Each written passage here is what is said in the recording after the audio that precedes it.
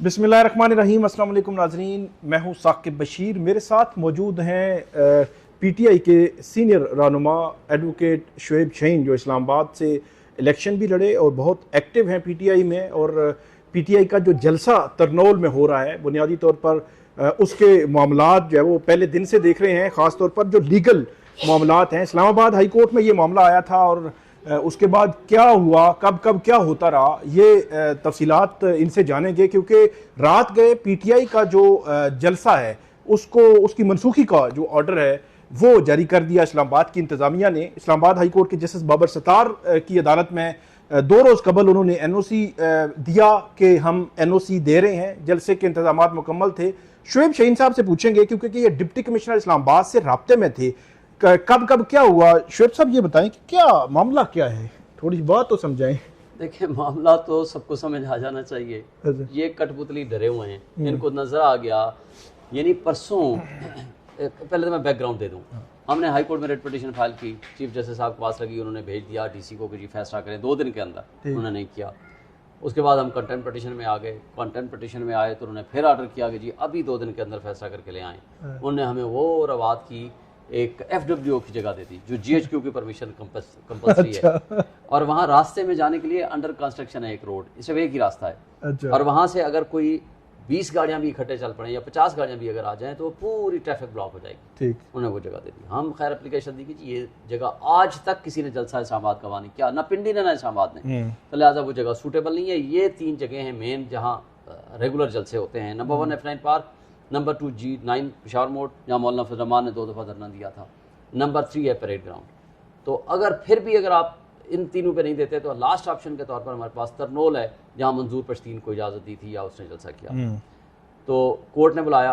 Court ने कहा जी ये बिल्कुल दुरुस्त बात है, ये फंडामेंटल राइट है इनका, ये किसी भी पॉलिटिकल पार्टी को प्रोटेस्ट करने जलसा करने से आप नहीं रोक सकते, ये इनका फंडामेंटल राइट है। आप जाएँ इसको रिजॉल्व करके आएँ, अदरवाइज़ आप सारा 3 साल का पिछला रिकॉर्ड लेकर आएँ, कहाँ कहाँ आपने कोई परमिशन दी है, और अगर नहीं लाएंगे तो मैं फिर सख्त फैसला करूँगा।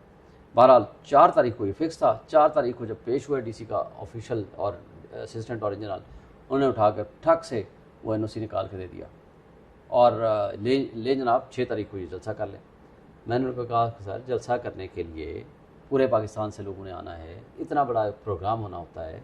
इन लोगों ने हरकत क्या की, आपने हुक्म दिया था 26 तारीख को, 26 से लेकर 4 तारीख तक 20 मरतबा हमने इनसे रब्ता किया, टेलीफोन, लीगल नोटिस, SMS और रेगुलर विजिट। यही काम ये पहले दिन कर लेते, दूसरे दिन कर लेते, तीसरे दिन कर लेते। इनकी बदनीयती तो देखें। चले हम जलसा करेंगे, जज साहब ने कहा आप कितनी पॉपुलर पार्टी है आपके बकौल, तो आप तो एक दिन में कर सकते हैं। हमने कहा चलें जो भी हालात हैं, लेकिन इनकी बदनीयती को आप मद्देनजर रख लें। उन्होंने कहा कि चलें इसको बाद में देखेंगे। उन्होंने डिस्पोज ऑफ कर दिया कि अंडरटेकिंग आ गई है, जलसा की इजाज़त मिल गई है, ये रिकॉर्ड पे आ गई है, आप प्रोसीड करें। लो जी, हमने परसों रात को ही, परसों दिन से ही तैयारी शुरू कर दी। परसों रात से ही जनाब हमारे, हाँ परसों दिन में ही आमिर मुगल साहब को डीसी साहब ने बुलाया, आए जी आपको बंदा दिखाने ले जाए, जगह कौन सी है। उन्होंने जगह हमारी देखी वाली थी, लेकिन हमने कहा इतराज़ ना करे कि ठीक है। वो उनके दफ्तर जाते हैं, दफ्तर से जनाब कहते हैं आ रहा है कोई ADCG अब्दुल्ला और AC अब्दुल्ला, 2 बंदे हैं, दोनों का नाम अब्दुल्ला है, वो आ रहे हैं, आपको लेके जाते हैं जनाब, अभी जलसे की जगह दिखा देते हैं, आप अपनी तैयारी शुरू करें। आधे घंटे बाद पुलिस आ जाती है उनके दफ्तर, थाना रमना का SHO टीपू। वो कहता है चलें जी मेरे साथ। उन्होंने कहा भाई तेरे साथ क्यों चलूँ, मैं तो AC का इंतजार कर रहा हूँ, ADCG का कर रहा हूँ। उन्होंने कहा जी यू आर अंडर अरेस्ट। उन्होंने कहा मैं क्यों अंडर अरेस्ट हूँ। उन्होंने कहा जी बस आओ, रीज़न आपको बाद में बताएंगे। अच्छा, ले गए तो उनका बेटा, उनको हम वकीलों को भेजा, जी जाओ क्या मसला है, कोई पर्चा है क्या। उन्होंने कहा जी हम अभी सोच रहे हैं कि किस पर्चे में इनको दाखिल करें। अच्छा जी, वो कल सुबह पता चला कि जनाब एक फेक किस्म की FIR काट दी कि जनाब ये गुजर रहे थे, हमने इनको गाड़ी इनकी मशकूक जान के इनको रोका, तो हमारे पास हाथापाई करने लगे और वर्दी फाड़ दी, इससे पर्चा हो गया। ये FIR है।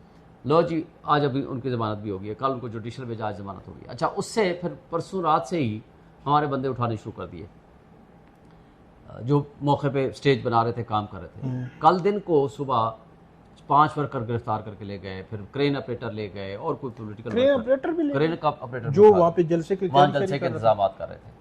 वो सारी चीज़ें मैंने उसको भेजी DC साहब को कि जनाब ये कुछ आप कर रहे हैं, ये मुनासिब नहीं है। तो DC साहब के साथ कल सारा दिन मेरा रब्ता रहा।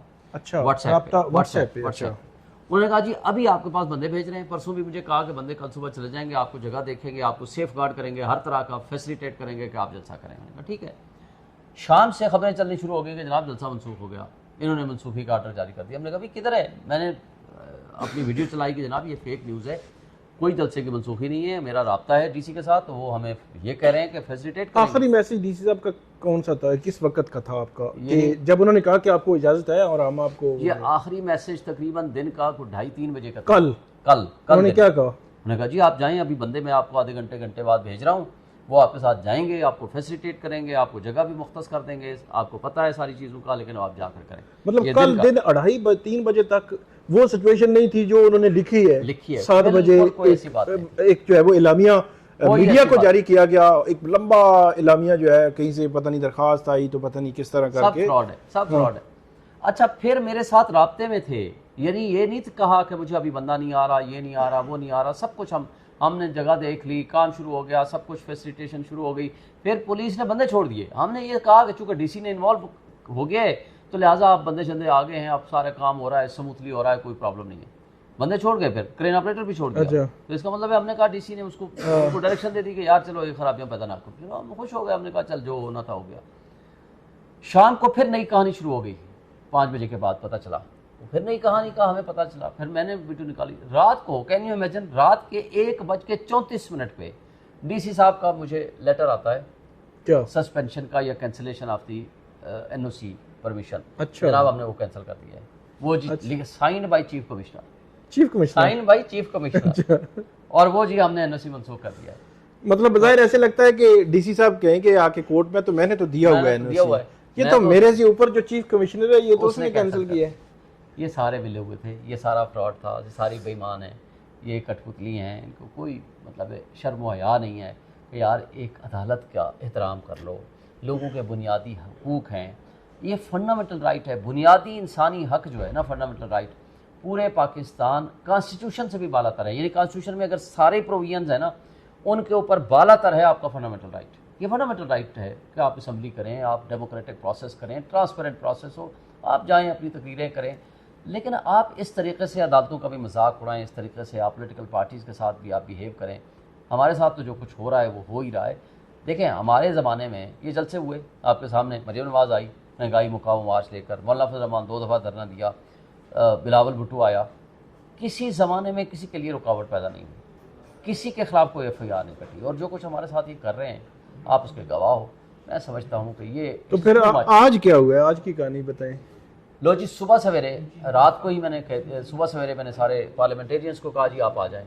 सुबह सवेरे हमने कंटेम्प्ट पिटीशन रात सुबह सवेरे उठ के बनाई, उस आर्डर को चैलेंज किया, कंटेम्प्ट पिटीशन बना करके हम यहाँ ले आए, हमने डायरी नंबर लगाया, कंटेम्प्ट पिटीशन नंबर लगाया, और सेम डे की रिक्वेस्ट जुडिशल ऑफ जो हैं हमारे डिप्टी रजिस्ट्रार उनको दी। उन्होंने कहा जी सेम डे की रिक्वेस्ट आपकी एक्सेप्टेड, लेकिन अदालत के पास चले जाएँ, वो हमें बुला लें फाइल, तो अभी हम पेश कर देते हैं क्योंकि आज ही जलसा है। लो जी हम गए जस्टिस मोहसिन अख्तर कियानी साहब के पास, और चीफ जस्टिस के पास नहीं गए? नहीं, उनके पास नहीं गए क्योंकि आज वो नहीं होते। मोहसिन कियानी साहब को आज एम्पावर्ड हैं कि वो आज के डेट फिक्स कर सकते हैं। उन्होंने बताया कि जनाब मुझे जो पावर डेलीगेट हुई हैं वो डेलीगेट हुई हैं only to the extent of the next day, same day की पावर चीफ जस्टिस साहब ने मुझे दी नहीं। तो भाई अगर सेम डे की पावर नहीं दी तो फिर सेम डे का अगर कोई मसला हो तो फिर उसका हल क्या है? उन्होंने उसका हल बताया कि जी वो फिर चीफ जस्टिस साहब को फैक्स जाएगी या आप उसको व्हाट्सएप जाएगा और वहाँ से वो परमिशन देंगे तो सेम डे लग जाएगा जिस जज को भी वो मार्क करना चाहेंगे। लो जी, अब चीफ जस्टिस साहब का दफ्तर चले गए, वहाँ पहुँचते हैं तो जनाब चीफ जस्टिस साहब के दफ्तर में 2 चपरासियों के अलावा कोई अमला नहीं है। नूर साहब है उनके PS, वो नहीं है, दूसरे PS है वो नहीं है, PA है उनका वो नहीं है, बाकी अमला स्टैनो ये वो कोई बंदा नहीं है। फिर इसको हमने PS से फ़ोन पे रब्ता कर लेते हैं, किए, BCU कॉलें की हैं, सादा टेलीफोन भी नहीं उठाया, व्हाट्सएप कॉलें भी नहीं उठाई, और अच्छा कॉल उठा नहीं रहे। अब उसके बाद फिर हम आ गए जस्टिस बाबर सत्तार साहब कोर्ट में कि हम उनको रिक्वेस्ट कर लें कि आप रिक्वेजिशन कर लें या प्रोसेस करवा दें, क्योंकि ज़ाहिर है देखिए ना रात में भी आपको पता है कि अदालतें लगती रहीं, सैटरडे को भी लगती रहीं, संडे को भी लगती रहीं माजी में, और अभी भी लगती हैं कई दफ़ा, मगर उसकी अर्जेंसी होती है। और हमारी अर्जेंसी ये है कि हमने 4 महीने की जिद्दोजहद के बाद अदालत के हुक्म से और NOC लेके प्रॉपर जलसा कर रहे हैं, और उसके लिए आज हमने सारे अरेंजमेंट कर रखे हैं, और हमने स्टेज बनाया, हमने लोगों को पैसे दिए, लोगों को इंगेज किया, लोग हमारे चल पड़े हैं पूरे पाकिस्तान से, KP से चल पड़े हैं, सिंध से चल पड़े हैं, मेरे सराइकी बेल्ट से लोग चल पड़े हैं, पंजाब से चल पड़े हैं लोग। ज़ाहिर है वो एक इधर इस्लामाबाद में एक माहौल बना हुआ है, लोग निकलना चाहते हैं।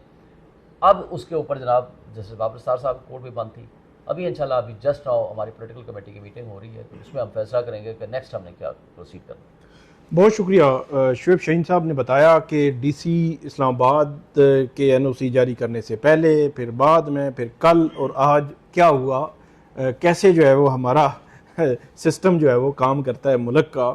बहरहाल ये बड़ा एक अलमिया है, अदालतों को भी देखना चाहिए, और ख़ास तौर पर इस्लामाबाद हाई कोर्ट कि जो मामला आज का है अगर वो आज नहीं देखा जाता, और आज का जलसा जो एक राइट है आइनी तौर पर, आइन में दिया गया एक राइट है, कोई ऐसा कोई एहसान तो कोई नहीं कर रहा, ना डीसी ना चीफ कमिश्नर, तो उसको अगर इम्प्लीमेंट कराने में अदालत नहीं लगती, अदालत नहीं सुनती, तो फिर मेरा ख्याल है कि क्या फ़ायदा। मतलब इस किस्म की अगर ये भी अगर अर्जेंसी नहीं है तो फिर कौन सी अर्जेंसी है। बहुत शुक्रिया शुएब साहब।